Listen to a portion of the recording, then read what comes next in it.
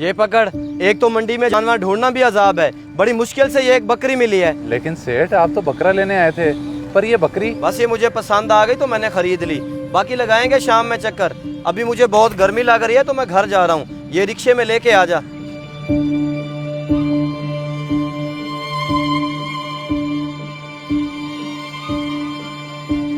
बल्कि पैसे मेरी जेब में तो किराए के पैसे ही नहीं है। सेठ जी, सेठ तो चले गए, अब मैं घर इतनी दूर कैसे जाऊंगा? सारी मेरी गलती है।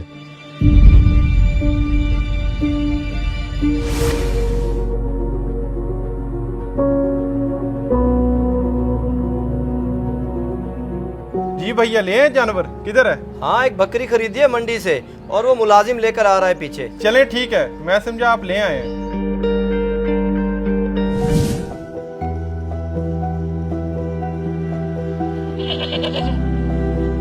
असलम, अंदर आना जरा। किधर लगा के आ रहा है इतनी देर? सेठ जी, असल में मेरे पास किराए के लिए पैसे नहीं थे, तो बकरा इतनी दूर से पैदल लेके आ रहा हूँ, तभी देर होगी। तो तू मुझसे किराया ले लेता। एक तो तुझे भूलने की आदत है। मेरे जहन में तरह तरह के ख्याल आ रहे थे कि पता नहीं कहाँ रह गया। माजरत सेठ साहब, आइंदा ऐसी गलती कभी नहीं होगी। चल ठीक है, जल्दी से सारे काम निपटा ले। कल ईद है तो तुझे आने की जरूरत नहीं है। ईद अपने बीवी बच्चों के साथ गुजारी। जी ठीक है सेठ जी, मैं कर लेता हूँ सारे काम।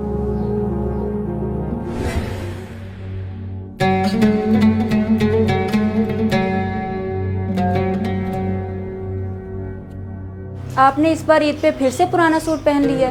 कहा भी था ईद के लिए तो नया बनवा लें। बेगम, क्या है इस सूट को? अच्छा भला तो है, और वैसे भी बड़ी ईद पे कौन सूटों को देखता है? तुम लोगों के सूट बन गए, मेरे लिए इतना ही काफी है। आप और आपकी बातें, हर ईद पे यही सुनती हूँ। अच्छा, बातें हुए, दोपहर के लिए कोई सब्जी लेते आइएगा। सब्जी ईद वाले दिन? बेगम, तुम्हें नहीं पता कि आज के दिन तो हमारे घर इतना गोश्त आ जाना है कि रखने की कोई जगह नहीं होनी। शायद आप भूल रहे हैं, पिछली बार हमारे घर में कहीं से गोश्त नहीं आया, सिर्फ एक घर से आया था, और मुझे नहीं लगता इस बार वहाँ से भी आए, इसलिए आप सब्जी ही लेते आइएगा। नहीं नहीं, तुम बस अल्लाह पे यकीन रखो, इंशाल्लाह कहीं ना कहीं से जरूर गोश्त आ जाएगा। अब मैं चलता हूँ, ईद की नमाज से मुझे देर हो रही है।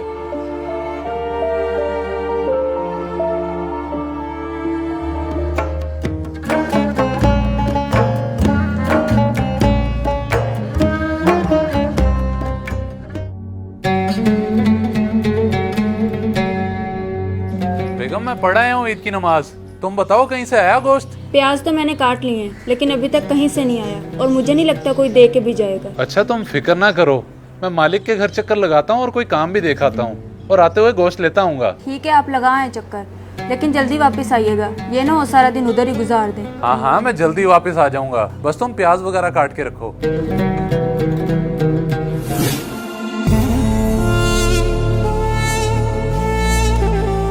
सेठ जी, ईद मुबारक। अपने जानवरों की कुर्बानी हो गई है? खैर मुबारक। माशाल्लाह से 2 की कुर्बानी कर ली है, अभी ये रहता है। लेकिन ईद वाले दिन की तो मैंने छुट्टी दी थी। तू क्या लेने आया है? जी सेठ जी, मुझे आपने छुट्टी दी थी, लेकिन मैंने सोचा कि ईद का दिन है, आपके घर कोई काम ना हो, इसलिए चला आया। अच्छा, काम के लिए आया है या फिर गोश्त चाहिए? अरे नहीं नहीं, मैं गोश्त की नियत से नहीं आया, मैं तो काम के लिए आया हूँ। अगर कोई काम है तो मुझे हुक्म करें। काम?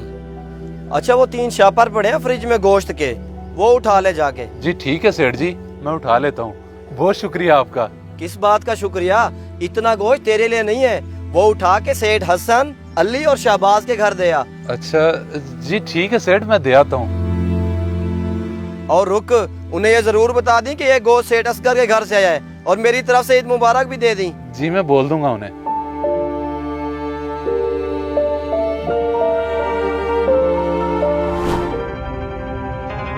इतना सारा गोश्त असगर ने मेरे घर भेज दिया? जी जी, सबसे ज्यादा गोश्त उन्होंने आपके घर ही भेजा है, और वो तो आपको ईद मुबारक भी बोल रहे थे। खैर मुबारक, लेकिन ये गोश्त मैं नहीं रख सकता, क्योंकि मेरे घर तो पहली 2 कुर्बानियाँ थी।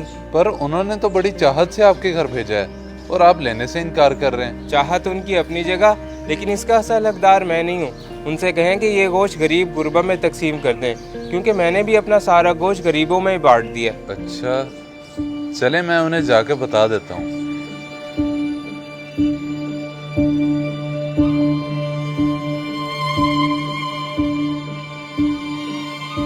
बल्कि 1 मिनट, ये इतना सारा गोश्त है, मैं मालिक को क्यों दे रहा हूँ वापस? क्यों ना अपने घर ले जाऊं। ईद का दिन है, मेरे बच्चे खा लेंगे।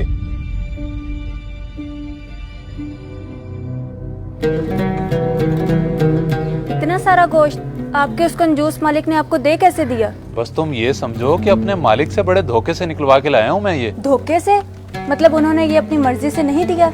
ये तो फिर हमारे लिए हराम हुआ। तुम बस अब इन बातों को छोड़ो और जाके पकाओ इसे। नहीं, मैं ये नहीं बनाऊंगी क्योंकि ये हमारे बच्चों के लिए हराम है। आप ले जाएं इसे वापस।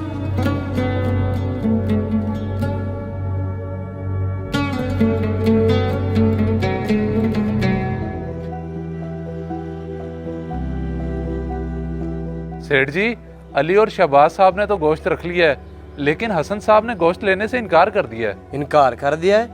लेकिन क्यों? क्या कह रहे थे वो कह रहे थे कि हमारे घर तो पहले ही 2 कुर्बानियां हैं, आप ये गोश्त किसी गरीब को दे दें। गरीब को दे दें?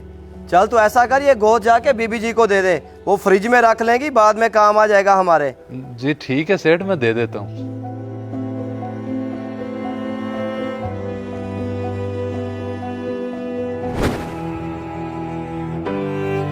देखिए आप इस तरह क्यों बैठे हैं? मैंने तो कहा था आपसे हमारे घर कहीं से गोश्त नहीं आना। सही कह रही थी तुम, बस मैं ही गलत उम्मीद लगा बैठा। एक घर से 4 बोटियां आई हैं और घर में इतने फर्द हैं, अब उन 4 बोटियों का क्या करें? अच्छा मैं करता हूँ बंदोबस्त और लाता हूँ कहीं से सब्जी, बस तुम फिर जरा जल्दी से बच्चों को बना देना।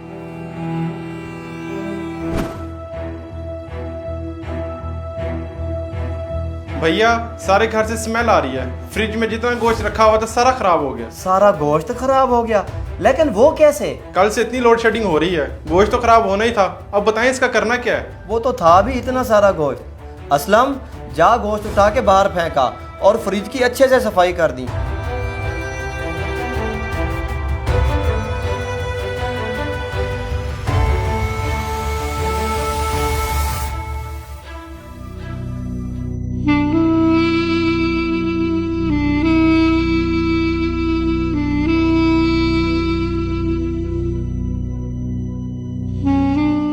इतना सारा गोश्त जरूरतमंदों तक नहीं पहुंचा, बल्कि फ्रिज में पड़ा खराब हो गया, और मेरे बच्चों को ईद के दिन गोश्त नसीब नहीं हुआ।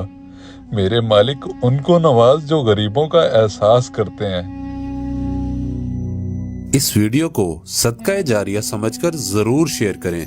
हो सकता है आपका एक शेयर किसी की जिंदगी बदल दे।